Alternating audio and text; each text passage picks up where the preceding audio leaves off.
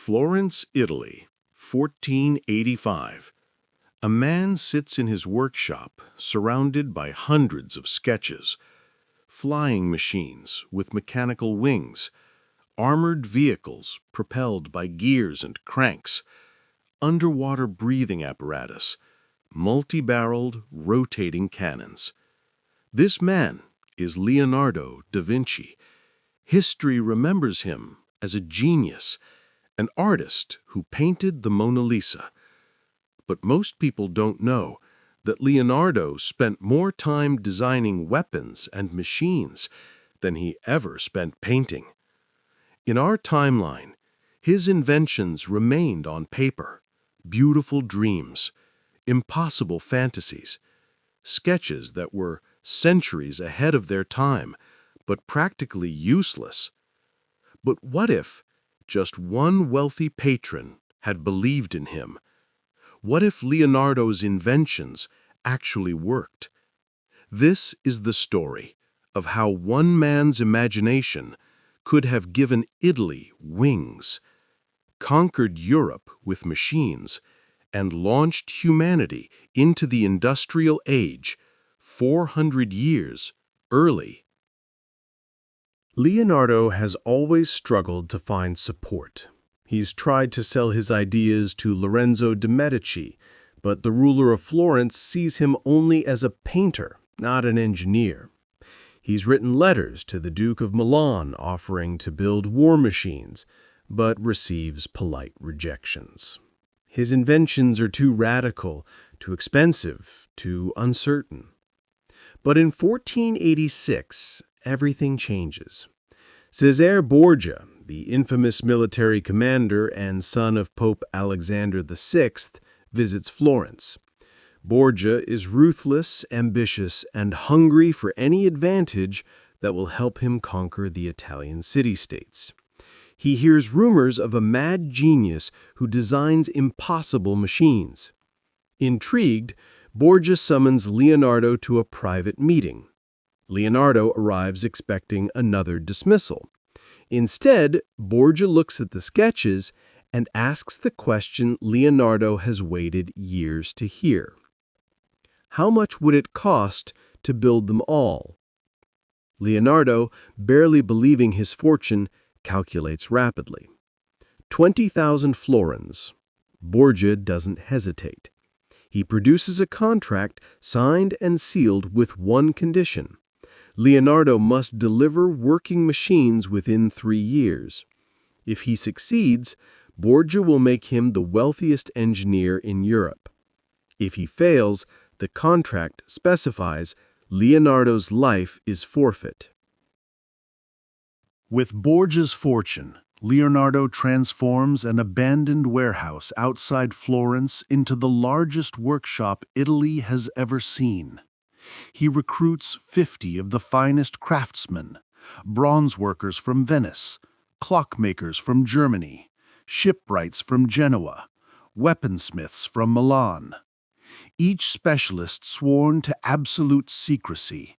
He divides the warehouse into sections: the flight laboratory, where teams construct the ornithopter, his mechanical flying machine; the war engine division, where blacksmiths forge his armored tank; the arsenal, where gunmakers build his rapid-fire cannon. Leonardo works 18 hours each day, sleeping only in brief intervals on a cot in his office. He moves between stations, adjusting designs, solving problems, inspiring his workers with his boundless enthusiasm. The craftsmen initially doubt. These designs seem impossible. But Leonardo's genius isn't just in imagination, it's in iteration. When the first ornithopter design fails, he modifies it. When the tank's gears jam, he redesigns the transmission. When the cannon barrels overheat, he develops a water cooling system. Slowly, impossibly, the machines begin to work. In the spring of 1488, 2 years into the project, the ornithopter is complete. It's beautiful, a wooden frame covered in oiled silk, shaped like a giant bat with mechanical wings that span 15 meters. The pilot lies prone in a cradle, operating foot pedals that power the wing mechanism through a system of cables and pulleys. Leonardo has tested every component separately. But now comes the moment of truth. He transports the machine to a hilltop outside Vinci, his childhood village. A crowd gathers, farmers and villagers who have heard rumors. Borgia arrives with his commanders, wanting to witness his investment. Leonardo has hired a young acrobat named Tommaso, fearless and light, to be the first pilot. Tommaso climbs into the harness. Leonardo gives final instructions. The ornithopter is positioned at the hill's edge. Tommaso begins pedaling. The wings start to beat, slowly at first, then faster. The machine rolls forward, picks up speed, and launches off the cliff. For 3 terrible seconds, it drops. The crowd gasps. Then, impossibly, the wings catch air. The ornithopter rises. Tommaso pedals frantically, and the machine soars, circling above the hilltop like a hawk. Italy has just witnessed humanity's first powered flight. Word of the flying machine spreads like wildfire across Italy, but Borgia doesn't want a circus attraction, he wants weapons. Leonardo delivers. By 1489, his workshop has produced a full arsenal of functional war machines. The armored tank, a wooden fort on wheels covered in bronze plating, with 8 men inside operating hand cranks for movement and 4 cannon ports for firing. The rapid-fire cannon, with 8 rotating barrels that fire in sequence, allowing continuous fire while barrels cool. The giant crossbow, with a bow span of 27 meters, capable of launching projectiles that punch through stone walls. The scythed chariot, with rotating blades attached to axles, designed to cut through infantry lines. And most terrifying, the steam cannon, a bronze tube heated by fire that uses flash-boiled water to launch projectiles at unprecedented speeds. Borgia tests these weapons in secret military exercises. The results exceed his wildest expectations. Traditional armies are helpless against Leonardo's machines. A single armored tank can break any pike formation.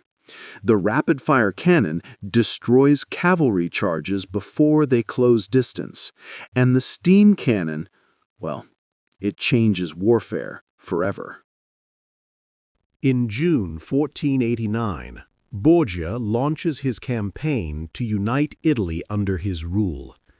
His first target is the Republic of Siena, a wealthy city-state protected by strong walls and a professional army. Siena's commanders have heard rumors of strange weapons, but dismiss them as exaggeration. They've defended their walls for centuries against everything from siege towers to trebuchets. What could possibly be different? Borgia arrives with 5,000 soldiers and Leonardo's machines. The Sienese laugh from their battlements until the steam cannon fires. The first shot punches a hole through 3 meters of stone wall. The second shot widens the breach. By the third shot, the defenders are running. The armored tank rolls through the gap, impervious to arrows and stones. Its cannons fire point-blank into the defenders. The rapid-fire cannon sweeps the streets, killing 50 men in 30 seconds. The battle that should have taken months is over in 3 hours. Siena surrenders, but Borgia shows no mercy. He executes the city's leaders as a warning. Leonardo watches the massacre, his face filled with horror. These are not the wonders he imagined. These are instruments of slaughter, and he has made them perfect. Borgia conquers Pisa in 2 days, Bologna in 1. Within 6 months, half of northern Italy belongs to him. But success breeds imitation.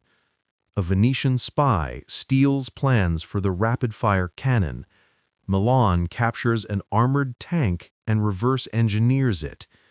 The Pope, terrified of Borgia's power, commissions his own war machines from Leonardo's former apprentices. By 1491, every major Italian power possesses mechanical weapons. What began as one man's advantage becomes an arms race. Venice builds floating armored tanks, armored ships with steam cannons. Milan creates horse-powered rapid-fire platforms. The Papal States develop explosive shells for Leonardo's cannons. Italy doesn't unite under Borgia. Instead, it tears itself apart in a technological war. Unlike medieval conflicts with their limited casualties, these machine wars are devastating. Entire cities burn, populations flee, the countryside becomes a wasteland, and Leonardo, broken by guilt, retreats from warfare entirely. He returns to his workshop and focuses on a different dream. If machines can destroy, perhaps they can also elevate. Leonardo vows never to design another weapon. Instead, he turns his genius toward improving civilian life. In 1492, he completes his greatest achievement, the mechanical loom, powered by water wheel that can weave cloth 50 times faster than human hands. He designs the self-propelled cart, using spring mechanisms that allow transport without horses. The printing press 2.0, incorporating movable type with automated page feeding, increasing book production tenfold.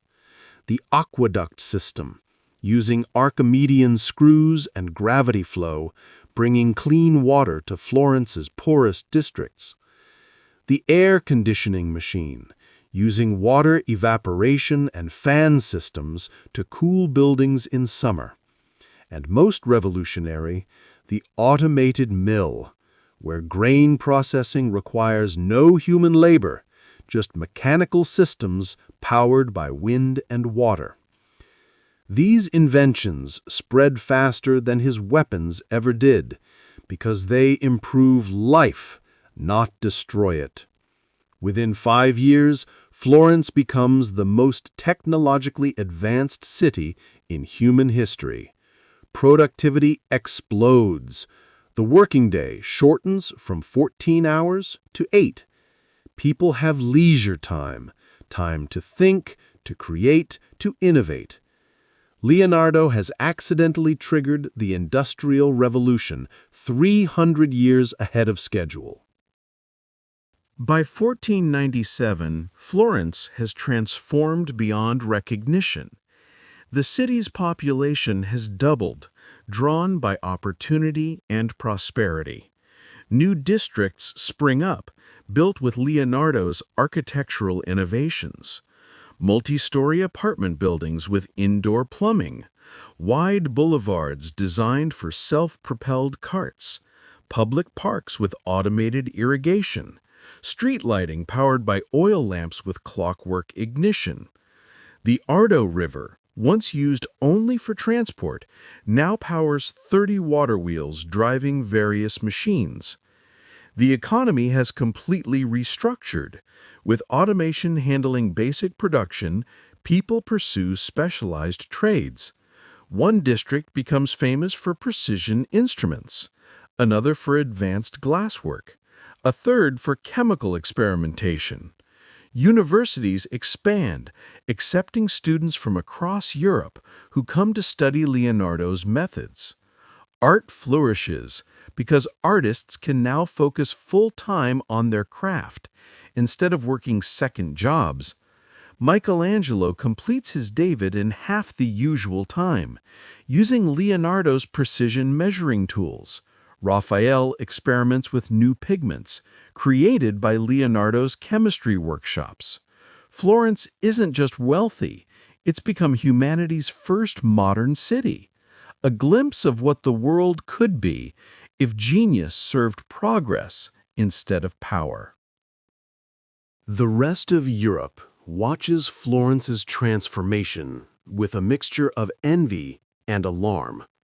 The Holy Roman Emperor, the King of France, the Spanish monarchs, they all send envoys demanding access to Leonardo's inventions. Leonardo, now in his 50s, faces an impossible choice. Keep the technology concentrated in Florence and risk invasion by jealous powers, or share it freely and potentially see it weaponized again. He chooses a third path, the Articles of Progress, a treaty where Leonardo agrees to share all civilian technology freely with any nation that signs. But in exchange, those nations must agree never to employ Leonardo or his students for military purposes, never to weaponize any shared invention, and to submit to inspection by Leonardo's appointed observers. It's an audacious proposal, asking nations to give up military advantage for peaceful prosperity.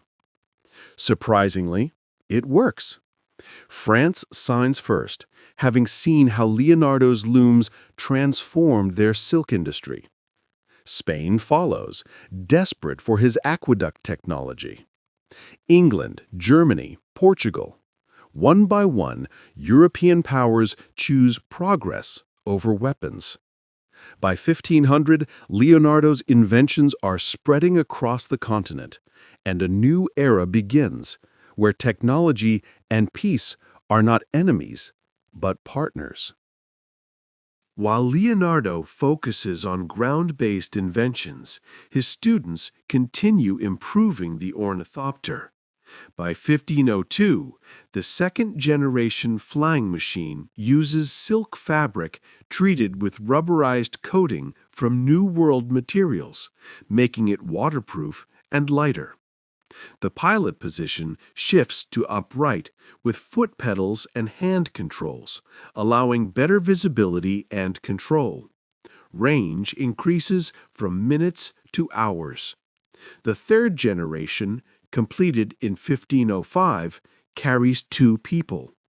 The fourth generation, in 1508, carries cargo. By 1510, Florence operates regular flying mail service to Rome, to Venice, to Milan. Messages that once took days now arrive in hours. Merchants use freight ornithopters to transport valuable goods over mountains, avoiding bandits and bad roads. Artists fly to study birds and clouds, capturing perspectives never before seen. The invention that began as a curiosity becomes the backbone of communication. And Leonardo, now in his 60s, watches from his villa as dozens of ornithopters fill the Tuscan sky. His childhood dream of human flight is now simply normal. Leonardo's greatest legacy isn't any single invention, it's the method. Before Leonardo, knowledge was guarded by guilds, passed through apprenticeship, kept secret for competitive advantage. Leonardo changes everything. He publishes everything. The Codex Machina, 20 volumes documenting every invention with detailed drawings, mathematical proofs, and instructions for replication. Any person, anywhere, can learn. This radical transparency accelerates innovation beyond imagination. A German clockmaker, reading Leonardo's gear ratios, invents the mechanical calculator. An English physician, studying Leonardo's anatomical drawings, discovers blood circulation 50 years before William Harvey. A Dutch lens grinder, combining Leonardo's optics with his own craft, creates the microscope, revealing a universe of tiny life. Universities adopt Leonardo's method: hypothesis, experiment, documentation, peer review. The scientific method, as we know it, begins not with Bacon or Descartes, but with Leonardo in the pages of the Codex Machina. By 1520, 30 years after Florence's transformation, the pace of discovery is exponential. What took centuries now takes decades. What took decades now takes years. Humanity is accelerating toward a future that even Leonardo cannot fully imagine. Leonardo da Vinci dies in 1522 at the age of 70. Unlike our timeline, where he died relatively obscure, in this world, he's the most celebrated person alive. His funeral in Florence draws over 100,000 mourners, kings and commoners side by side. Ornithopters drop flowers from the sky as his body is carried through streets lined with inventions he made possible. They bury him in the Duomo, beneath a monument showing him with wings. The inscription reads, "He gave humanity flight, but his true gift was greater. He proved that one person's imagination, combined with determination and ethics, could change the entire world, not through conquest, but through creation, not through secrets, but through sharing." Leonardo's alternate life shows us that genius without opportunity accomplishes nothing, but genius with support, with resources, with belief, can transform civilization. In our real timeline, Leonardo's notebooks gathered dust for centuries. His inventions never built. His potential never realized. We'll never know what wonders we lost, but in this imagined history, we see what might have been. If just one patron had said yes, if just one person had believed. So what if Leonardo da Vinci's inventions actually worked? The answer reveals something profound about human potential. Leonardo's genius was real.